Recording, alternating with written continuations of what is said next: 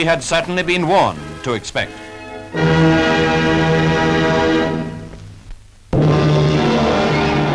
This was the scene in Ismailia after British troops had waited while orders were broadcast to Egyptian police to leave their headquarters and surrender.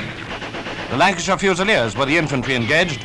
When all attempts at reason had failed, they returned the fire which had been opened by Egyptians from the Bureau Sanitaire Buildings.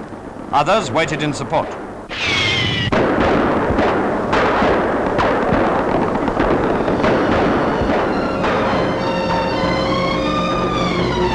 General Erskine deployed considerable force, and this included the use of armoured cars of the Royal Dragoons.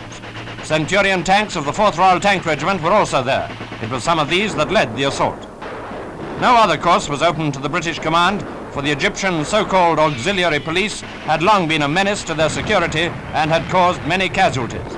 Now, since they remained defiant, it was necessary to take their headquarters by force. In these vivid frontline action pictures, we can see exactly how it was done. This was the climax of a 3-hour battle, the actual assault being carried out by Lancashire Fusiliers, who went in with the bayonet after tanks had breached the building.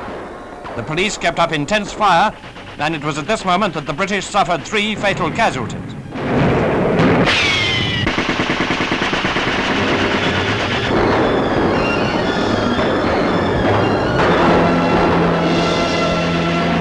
Many Egyptian dead were found in the building, which had previously been raked by heavy fire from mortars, armoured cars and tanks. All resistance was now swiftly overcome, and before long British wounded were being brought out. The surrender of surviving Egyptian police followed. There were hundreds of them, nearly all auxiliaries.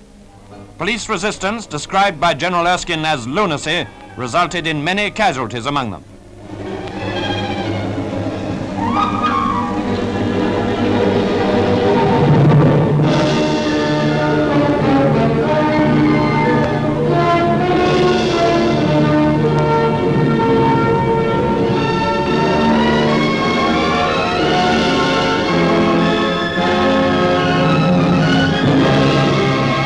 Over 40 were killed and many others wounded. Large quantities of arms and ammunition were taken.